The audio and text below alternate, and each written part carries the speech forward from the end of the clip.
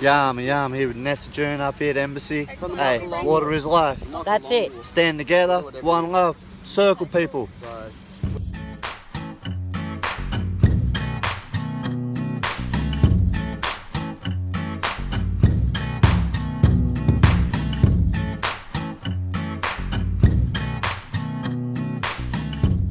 Hello, I'm Kat. I'm a First Nations woman from the Carib people of Trinidad, born in Hawaii, living on Darking Young country.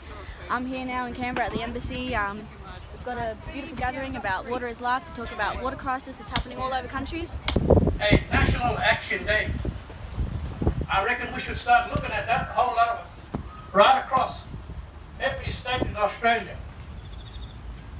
Because if you got no water, what you got? You got dead land. Dead land.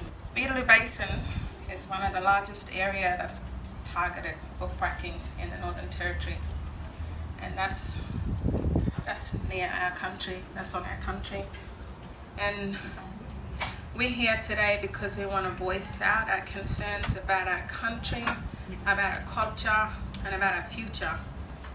Because language is dying, our culture and traditions are dying, and our children are dying. So what do we have for our future? And that's where we need to look, and we need to start moving forward from there. We need to make that change right there and give voice to that. My name is Waidu Miles. Brought up in Redfern, Brisbane, Adelaide, Melbourne. Travelled around fighting for this country, fighting for water. It's Naja. The sign is Naja, is water, is life.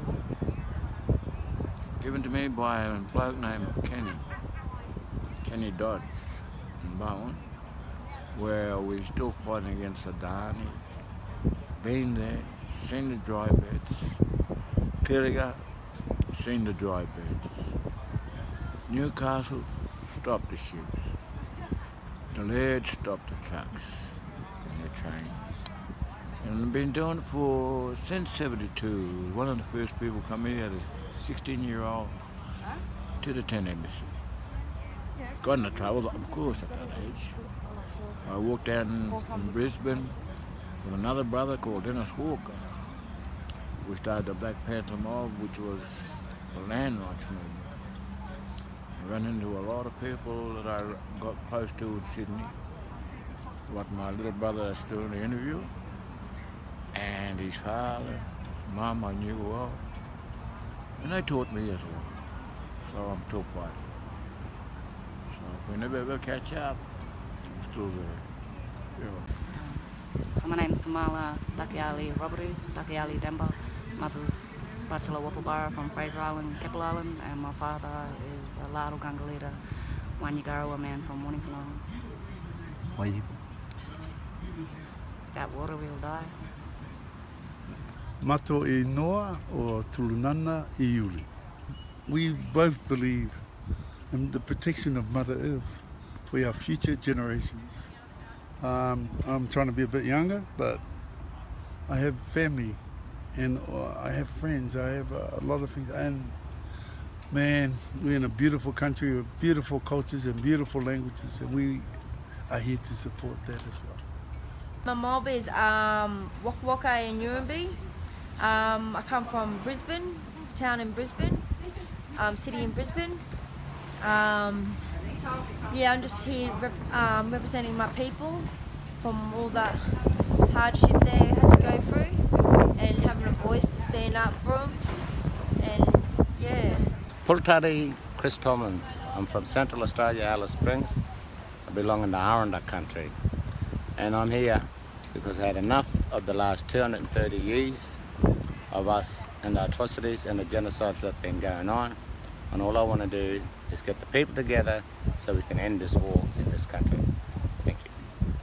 Tell me, man.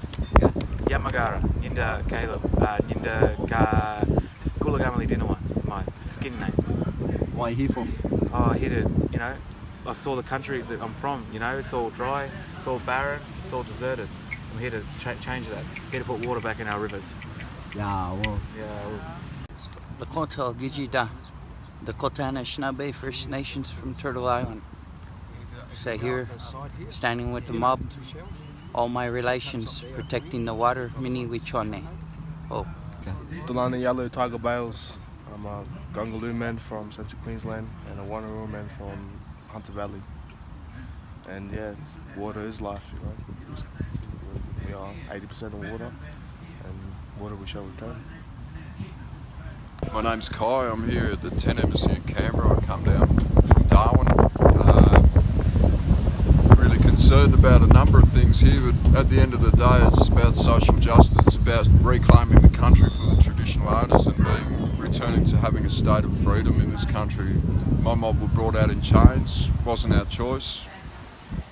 I'd rather see proper law in this country where place is respected. Full stop. My father's from Timala Mission, Gomeroi country. They live on the water. Their whole livelihood is all about the water. When it rains, when the tide rises and when it drops, when the best time to get the fish, when the best time to go and visit a country based on the tide and based on the river. Everything, the whole livelihood is still on the river. They still fish, G-fish and everything. And the politicians who are amending legislations to allowing open pathways for mining access unregulated. And so one of the issues that I am observing over my interest in the Murray-Darling Basin over the last few years, I've been really concerned about it because of our sacred sites sitting in that water system, is we've got our own undermining us. We've got mob on country who have a limited English. They speak Aboriginal English, interpret information in an Aboriginal English, which is a recognised dialect. And they're being thrown contracts or pathways or meetings in a foreign dialect in another English. And then they sit down and have a cup of tea or whatever and just take a photo and put it in a newsletter and go, oh, we've consulted in a foreign language, you know. And so when you look at the contracts are actually fraudulent. They're not very clear about what people are signing authorisations for. But anyway, so I just want to, alert fellows to be really wary of government coming along to sit down and do these consultation meetings, because usually that's them ticking the box. We've covered that, we're going in. No one said no. See, and what they use in their law is like silence, is acquiescence. That means if you say something, if you don't say anything, then they deem that as a consent process. And we need to start stipulating the terms and conditions of what we deem as consultation and what we deem as fully informed consent, and we need to stipulate that, and it needs to be done in our own dialects. And we need to break away from that kind of system as well. But also I just think we are in a very serious situation. I think the Murray-Darling Basin, I think everyone would agree, is in serious risk, especially over the next 10 years. It's providing 3/4 of Australia of produce. I'm not sure how many million live in the Murray-Darling Basin zone, but it's pretty high. You could imagine if that basin goes down, then you'll have a genocide of people. You'll have millions flooding townships along the coast who are already have housing shortages and homeless people. And so all I want to say is to any fellas who is doing the wrong thing, I don't know if anyone's here or not, but for people to get the message out, stop authorising coal seam gas, stop authorising coal mining, stop endorsing and enabling fellas. The money is not worth it. The money does get passed around from people, and the rest of the nation never see the dollars. We're not benefiting from those signing, yes, I will take it. And we see a couple of flash blacks, driving around with a nice little flash ute all of a sudden.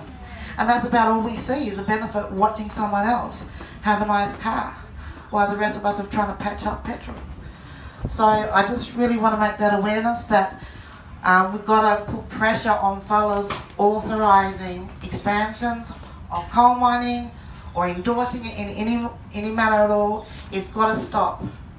It's costing us. It's not ours to ruin. We don't have the right to ruin what was handed over to us for thousands of years. We have to stand up and fight for our culture.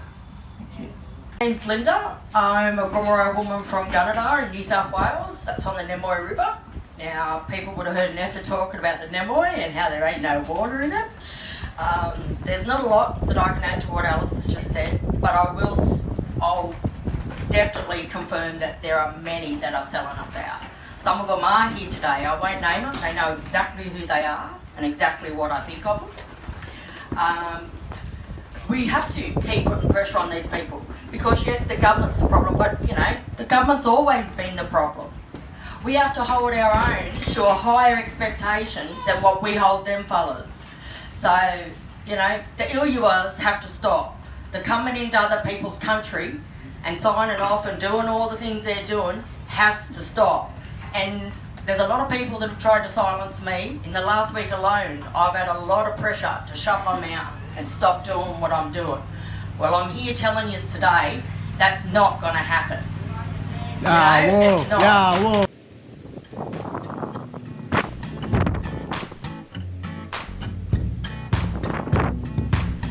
We need you. You are our next generation. We need you to step up and start learning from your old aunts and uncles.